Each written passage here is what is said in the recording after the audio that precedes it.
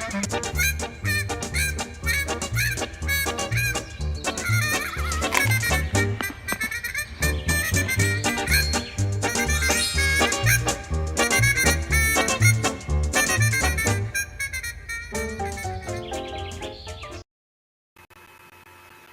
semuanya. Bismillahirrahmanirrahim. Assalamualaikum warahmatullahi wabarakatuh. Halo semuanya. Jadi, di kesempatan kali ini aku mau menjelaskan mengenai gravitasi. Kalau di buku Tipler itu kita akan bahas bab 10. Selamat menyaksikan. Oke, pertama, izinkan saya memperkenalkan diri. Aku, Tiara Nur Agustina, dari Program Studi Pendidikan Fisika kelas B dengan NIM 2312309. Oke, jadi apa aja sih yang akan kita bahas pada topik kali ini? Jadi, kita akan bahas dimulai dari definisi hingga contoh soal. Pokoknya akan seru banget. Pokoknya jangan lupa simak baik-baik ya guys. Oke, kita mulai ya. Gaya gravitasi pertama kali dicetuskan oleh siapa? Pasti pada tahu ya, terkenal sekali. Seorang ilmuwan yang bernama Isaac Newton.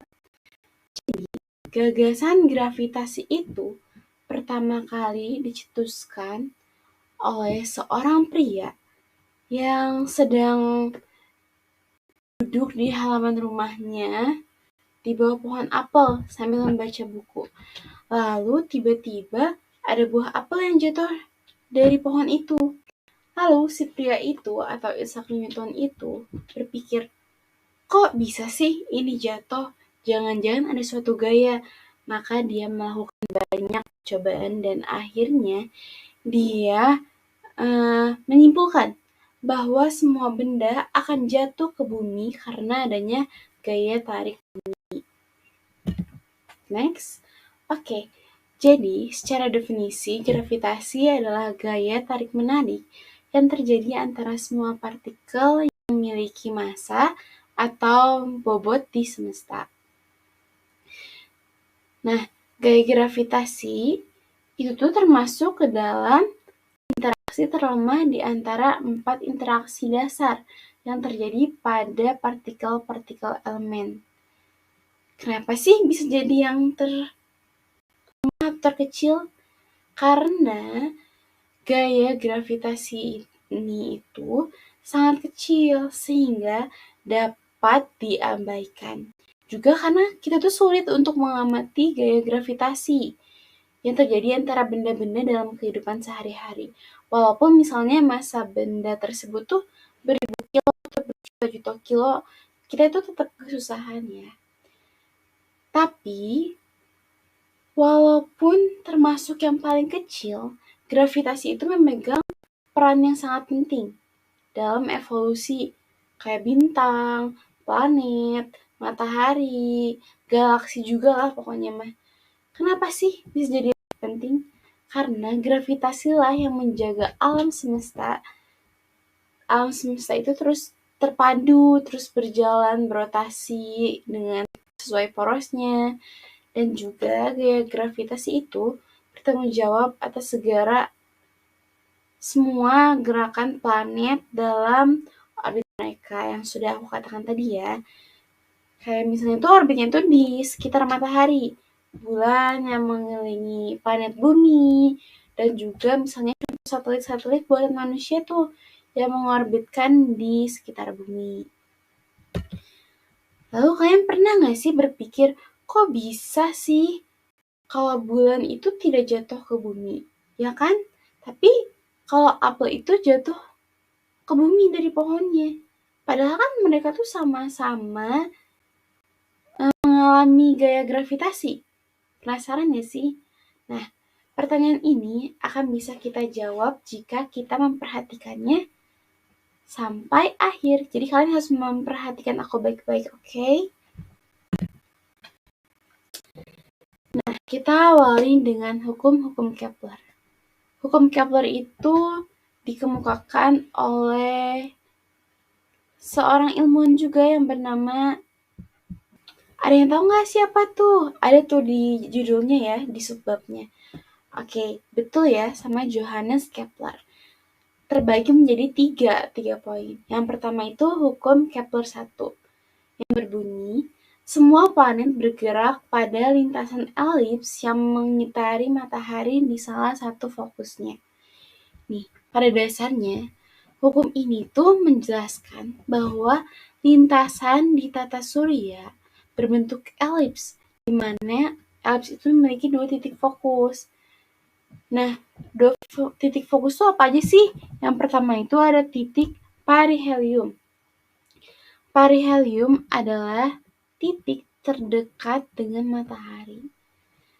Dan ada titik aphelium, itu kebalikannya. Adalah titik di mana si planet itu jauh dari matahari. Oke, kita bisa lihat ya dari gambar ini. Tuh. Lalu, untuk hukum Kepler yang kedua, yang berbunyi, garis yang menghubungkan tiap planet ke matahari menyapu luasan yang sama dalam waktu yang sama. Nih, jadi bisa lihat nggak sih ini di gambar yang kedua itu ada gambar yang diarsir diberi tanda A dan diberi tanda B. Walaupun kelihatannya tuh mereka tuh memiliki bentuk yang berbeda ya, tapi luas mereka itu sama. Luas A itu sama dengan luas B. Kenapa? Karena pada dasarnya hukum ini tuh menjelaskan bahwa lintasannya berbentuk elips. Terus suatu planet tidak memiliki jarak yang pasti kan? Yang ada dalam titik terjauh, titik aphelium, dan titik terdekat, titik perihelium. Nah, dan rata-rata jarak ke matahari itu sama. Di mana kecepatan orbit akan melambat pada saat kita berada di aphelium. Aphelium masih ingat yang mana? Di titik terjauh dari matahari. Nah, dan akan lebih cepat pada saat di titik perihelium, titik terdekat dengan matahari. Kecepatan orbit maksimum itu ya pasti ya, kita sudah sebutkan tadi, berada di aphelium. Dan kecepatan orbit minimum itu, suatu planet itu terjadi pada titik perihelium. Yang ketiga itu ada hukum Kepler 3 yang berbunyi, kuadrat periode tiap planet sebanding dengan pangkat 3 jarak rata-rata planet dari matahari. Nih, pada dasarnya, hukum yang ketiga ini tuh menjelaskan mengenai revolusi planet mengelilingi matahari. Planet yang letaknya lebih jauh dari matahari juga akan memiliki periode orbit yang lebih lama. Dan sebaliknya, atau secara sistematis dapat dituliskan secara aljabarnya ya, si T itu periode reformasi planet. Dan R itu jarak rata-rata antara planet dan matahari. Jadi kita tuh dapat persamaan bahwa T kuadrat sama dengan R kubik, R pangkat 3. Nah, kalau kita turunkan lagi, itu bisa menjadi T kuadrat sama dengan 4V kuadrat per GM dikali R pangkat 3. Dari mana sih kok bisa kayak gitu? Nih, bisa simak baik-baik ya, bahwa G kali M dibagi R kuadrat itu sama dengan M omega kuadrat. Nah, kalau misalnya kita cari R-nya sama dengan M 2V per T dikuadratkan lalu dikali R. Sehingga ketemulah jadi 2V kuadrat per GM kali R kuadrat. Oke, hukum gravitasi Newton. Hukum gravitasi Newton itu mengatakan bahwa dua benda dengan massa M1 dan M2 yang berjarak R akan saling tarik-menarik dengan gaya yang besarnya sebanding dengan massa dan berbanding terbalik dengan kuadrat jaraknya. Kita bisa ini mengamati nih dari gambar. Ada M1 yang berwarna biru. Kelihatannya itu lebih besar ya, si masanya itu. Nah, lalu ada M2 yang masanya itu lebih kecil yang berwarna hijau. Dibatasi oleh jarak R. Nah, tapi tetap aja si M1 itu akan menarik si M2 itu sebesar masa dia. Si M2 juga sama, akan menarik M1 itu sebesar masa M2. Jadi, hukum gravitasinya mempostulatkan bahwa tiap benda mengadakan gaya tarik pada tiap benda lain sebanding dengan masing-masing benda itu dan berbanding terbalik dengan kuadrat jarak pisah antara mereka. Jadi kita dapatkan bahwa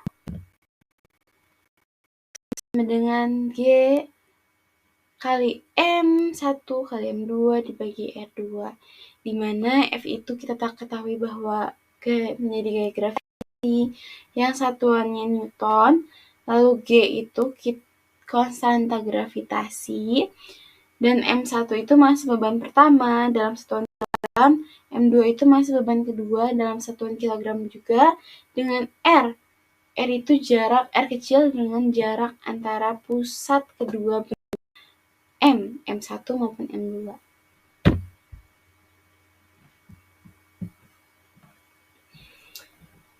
Kita memasuki medan gravitasi. Ada yang tahu nggak sih medan gravitasi itu apa? Medan gravitasi itu bisa disebut juga kecepatan gravitasi, yang merupakan ruang di sekitar benda bermassa yang mengalami pengaruh gaya gravitasi. Jadi, medan gravitasi itu adalah daerah di sekitar massa yang dipengaruhi gaya tarik. Besar kecilnya kekuatan medan gravitasi disebut dengan gravitasi atau percepatan gravitasi yang sudah aku tadi. Nah, karena berat benda di permukaan bumi sama dengan gaya gravitasi, dan G sama dengan G besar kali R kuadrat, di mana G kecil itu kita sebut sebagai kita lambangkan sebagai kuat medan gravitasi di suatu titik. Lalu G besar itu sama seperti tadi, konstanta gravitasi. Lalu dikali M, yang M itu adalah massa yang menghasilkan medan gravitasi atau massa yang sedang kita uji, yang diujikan gitu. Lalu R itu sama ya, jarak titik ke massa yang diuji juga. Nah, jika digambarkan, kalian bisa lihat kan, gambarnya tuh ini, ada bumi dikelilingi oleh garis-garis merah. Garis-garis merah itu tuh yang disebut dengan medan gravitasi. Jadi besarnya medan gravitasi di atas permukaan bumi itu berbeda loh dengan besarnya medan gravitasi yang berjarak. Kita simbolin sebagai hala di atas suatu permukaan bumi. Nih kita amati coba ya. Itu bumi.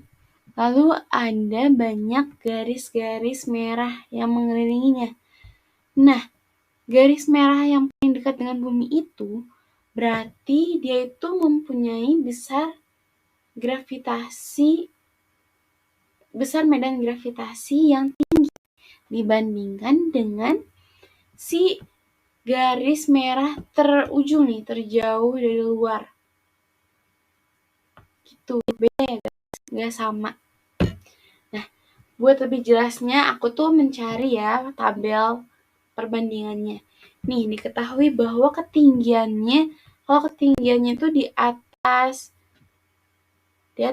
permukaan bumi atau ketinggiannya itu 0 km, maka gravitasinya itu 9,83 meter per sekon kuadrat. Lalu sama nggak sih sama yang ketinggiannya itu 5 km, cuma beda 5 km? Beda dong gravitasinya. Gravitasinya itu menjadi 9,81. Kita bandingin lagi nih sama yang tengah-tengah. sama yang 50 aja nih, yang 10 kali dari 5 km, sama nggak? Beda guys, itu tuh menjadi 9,68 meter per sekon kuadrat. Kalau kita bandingin lagi nih sama yang tertinggi banget, kita di tabel itu ada 10.000 km. Gravitasinya akan lebih tinggi, medan gravitasinya akan lebih tinggi atau lebih rendah? Pasti lebih rendah, karena semakin jauh dengan inti bumi. Soalnya, nih ya, perhatiin dong baik-baik. Si medan gravitasi itu selalu menuju ke inti bumi atau ke pusat bumi, guys. Makanya selalu berbeda di setiap ketinggian itu. Next ke pengukuran konstanta gravitasi universal. Tapi sebelum itu apa sih pengertiannya? Jadi, pengertiannya itu adalah fundamental yang mempunyai nilai yang sama untuk semua pasangan partikel benda. Si pengukuran konstanta gravitasi universal itu dilambangkan dengan G yang tadi sudah kita sebutkan di persamaan-persamaan sebelumnya. Satuannya itu Newton kali meter kubik per kilogram. Nah, si KGU ya meningkatnya konstanta gravitasi universal itu akan tetap sama mau terjadi pada benda yang masanya lebih besar atau terjadi pada benda yang lebih kecil, itu akan sama karena ditetapkan bahwa G itu atau konstanta gravitasi itu sebesar 6,674 kali 10 pangkat min 11 Newton meter kuadrat per kilogram kuadrat. Gimana sih? Kok tiba-tiba muncul gitu angkanya segitu? Itu tuh nggak cuma-cuma ya guys. Awalnya itu sudah dilakukan percobaan atau diukur oleh Newton. Tapi tetap gagal ya guys. Nggak semuanya langsung berhasil. Sehingga seiring berjalannya waktu terus dikembangkan oleh para ilmuwan lain. Nah, alhamdulillahnya itu berhasil oleh ilmuwan yang bernama Henry Cavendish pada tahun 1798 dengan teori Cavendish torsion balance. Si Cavendish ini tuh nggak boleh sih ya, jadi melakukan percobaannya dengan ketelitian 99%. Bayangin, seteliti apa tuh? Nah, untuk menunjang percobaan ini, beliau menggunakan beliau membuat neraca bersama neraca yang bernama neraca Cavendish yang dibuat oleh Rev. John Michell. Namun sayangnya si pembuat neraca Cavendish ini tidak bisa merealisasikannya langsung atau tidak bisa tidak bisa menggunakan alat buatannya langsung karena keterbatasan usia. Ini kita bisa lihat ya gambar dari neraca Cavendish ini. Dari luarnya seperti yang bawah ini yang kayak rumah gitu loh. Nah, di dalamnya itu seperti ini, ada laser, ada cerminnya, ada skala pengukurnya, ada massa M1 dan M2-nya. Eksperimen ini tuh digunain untuk membuktikan interaksi benda-benda bermassa melalui interaksi gravitasi. Dua buah massa kecil yang tadi aku sebutin, atau kita sebut dengan M kecil, dihubungkan dengan batang ringan. Tuh ada batang ya guys. Batang ringan yang digantung horizontal menggunakan kawat. Di dekat massa kecil juga diletakkan dua massa lebih besar atau kita sebut dengan M atau dilambangkan dengan M besar untuk menarik M kecil secara gravitasional. Karena tertarik oleh M besar, maka M kecil mendadak berpindah ke M besar dan menyebabkan perubahan sudut terhadap posisi awalnya atau perubahan sudut dideteksi menggunakan cahaya yang ditembakkan ke cermin tadi. Itu gunanya cermin ya guys. Variasi M besar ini menghasilkan pengukuran yang memberikan informasi yang tadi kita tanyain terkait konstanta gravitasi G yang sebesar 6,67 kali 10 pangkat min 11 Newton meter kuadrat per kilometer kuadrat. Nih, ternyata yang melakukan percobaan itu tuh nggak cuman Henry Cavendish doang loh, ada ilmuwan lain juga. Contohnya itu di tabel ya, aku udah nyantumin tabelnya, kita bisa amati baik-baik. Ada Poynting.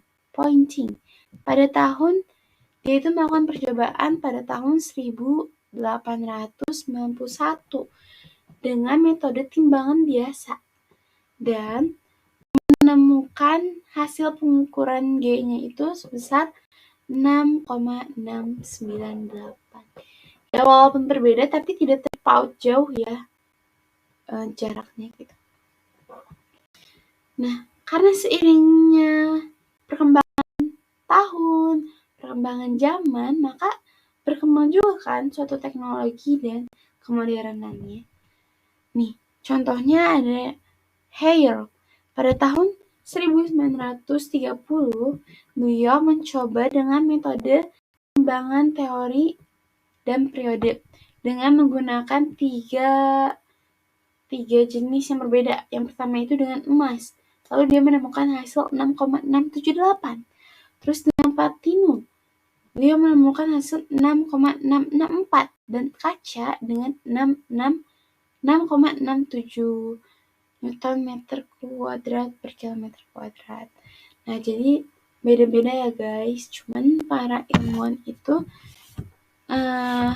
menyepakati bahwa yang diambil itu yang hasil Cavendish.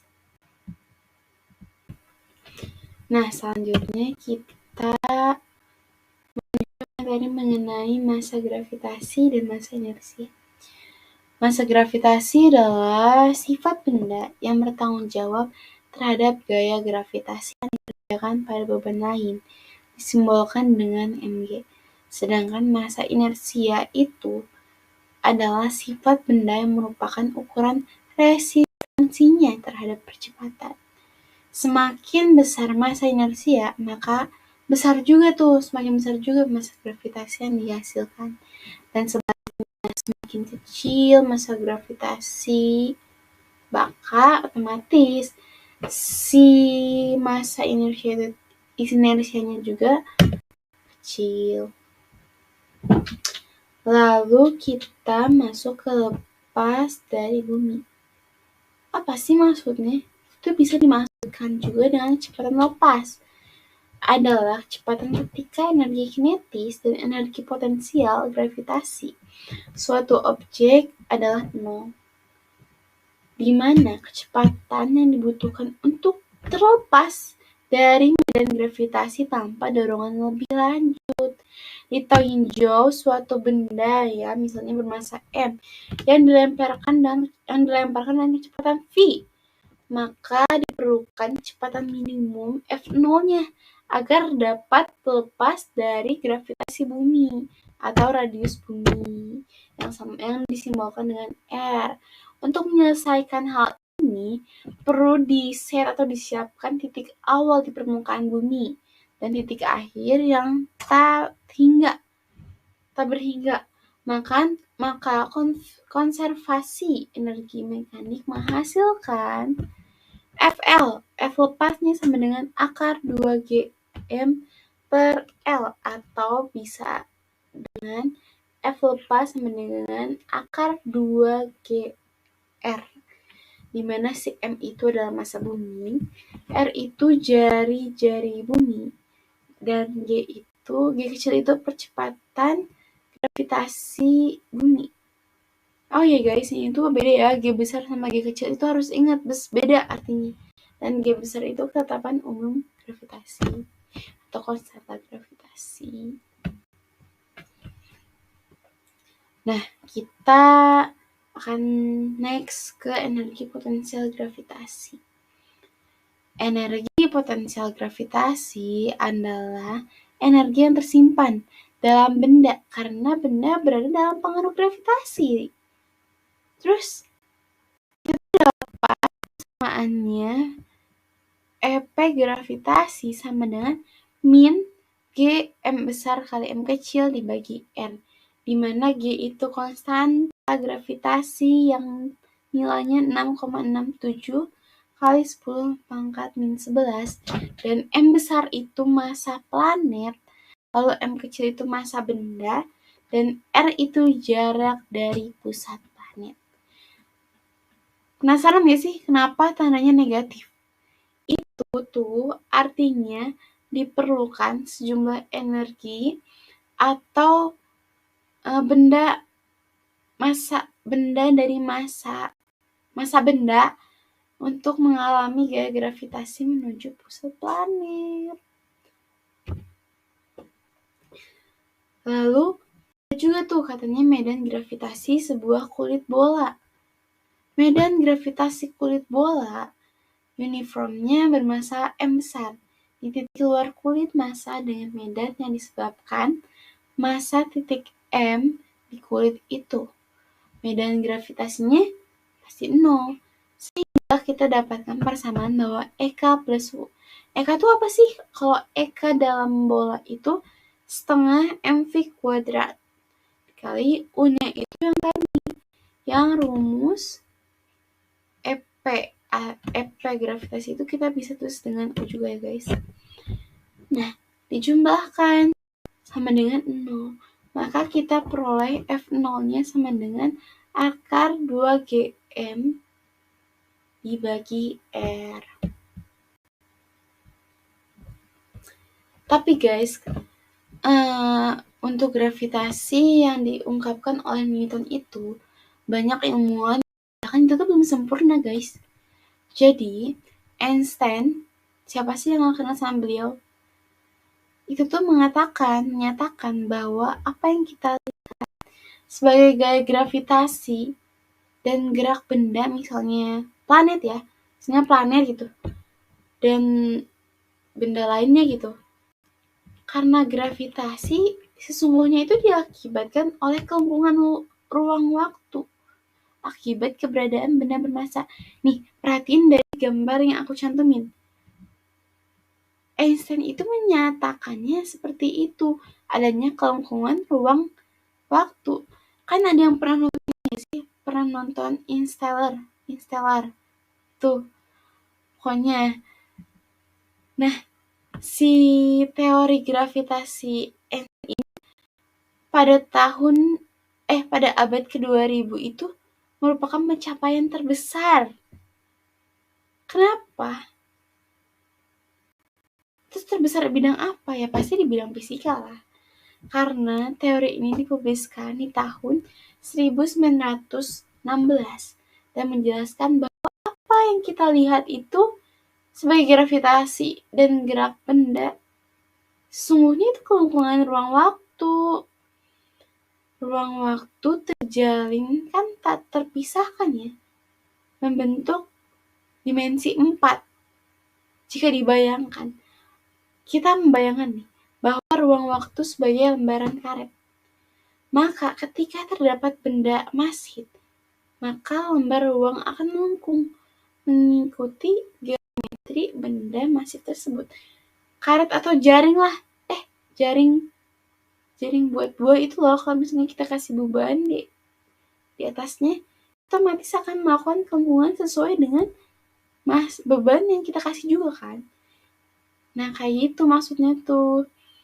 Nah, dalam gravitasi Newton itu kan 2 buah apel yang jatuh dari suatu ketinggian akan memiliki lintasan konvergen atau makin mendekat gitu, dengan arahnya menuju pusat bumi. Tapi dalam gravitasi Einstein ini menyatakan bahwa kedua buah apel itu akan mengikuti kelengkungan ruang waktu di sekitar bumi dengan lintasan yang konvergen juga. perbedaan yang mencolok ya dari kedua pendapat ini tuh bahwasannya hanya benda yang bermassa yang dipengaruhi oleh gravitasi Newton. Tetapi dalam gravitasi Einstein ini, benda tak bermassa pun kayak cahaya gitu akan dipengaruhi juga oleh gravitasi karena bergerak dalam ruang waktu yang melengkung oleh gravitasi. Oke. Kita masuk contoh soalnya ya. Ini contoh soalnya yang menurut aku masih sederhana. Pasti kalian bisa. Coba nih. Kalian tuh hitung besarnya gaya gravitasi kalian dengan teman dekat. Anggap aja bahwa kalian dan teman terdekat kamu tuh sebagai benda titik. Bagaimana sih besarnya gaya tarik-menarik Anda dengan teman terdekat Anda? Ada yang mau menyatakan hipotesisnya nggak?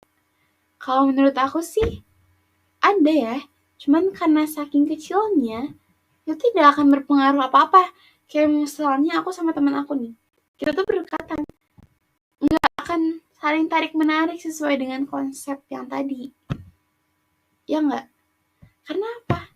Karena dengan pengertiannya sendiri bahwa si gaya gravitasi itu sangat kecil ya guys. Nih jawabannya. Diketahui, misalnya aku tuh berat badannya 46 kg. Dan teman aku tuh sebut aja siapa ya? Putri. Dia itu 55 kg. Kita tuh berdiri dengan jarak 0,5 meter. Dengan konstanta gravitasnya pastilah 6,67 kali 10 pangkat min 11. Terus yang tanyain tadi apa? Gaya gravitasi antara kita. Oke. Kita tinggal masukin rumus bahwa F sama dengan G M1 kali M2 dibagi R kuadrat. Dimana G itu kita masukin 6,67 kali 10 pangkat min 11. Lalu M1-nya itu aku 4,46 kg. Lalu M2-nya teman aku 55 kg. Dibagi jarak kita 0,5 dikuadratkan menjadi 0,25. Nah, jika dijumlahkan hasil kita tuh 6,75004 kali 10 pangkat min 6. Bayangin, sekecil apa? Seberpengaruh apa? Ya nggak? Sampai nggak kerasa kan? Nah, itu dia. Kita membuktikan pernyataannya tadi bahwa gravitasi itu kecil. Tadi itu kita kan punya pertanyaannya di awal. Nah, kita coba jawab di akhir. Kenapa sih kalau misalnya apel bisa jatuh ke bumi, jatuh karena ada gaya gravitasi, tapi bulan yang punya gravitasi bumi nggak jatuh tuh? Jawabannya adalah bahwa bulan itu berada pada jarak yang aman dengan bumi. Maksudnya aman tuh apa? Jauh gitu. Gaya gravitasi bumi itu tidak cukup besar untuk menarik bulan untuk jatuh. Karena bulan juga berputarnya sangat cepat, guys. Nah, sedangkan kenapa kasus apel bisa jatuh? Karena pohonnya itu berdekatan atau menempel di atas permukaan bumi. Sehingga otomatis terpengaruh oleh gaya gravitasi bumi. Nah, mungkin sekian dari presentasi yang saya sampaikan. Mohon maaf apabila ada penyampaian informasi yang kurang tepat, kurang jelas, atau masih belum lengkap. Nah, ada yang ditanyakan, boleh ya masukin kolom komentar. Dan jangan lupa like, subscribe, and comment. Terima kasih semuanya. Wabillahi taufiq wal hidayah. Wassalamualaikum warahmatullahi wabarakatuh.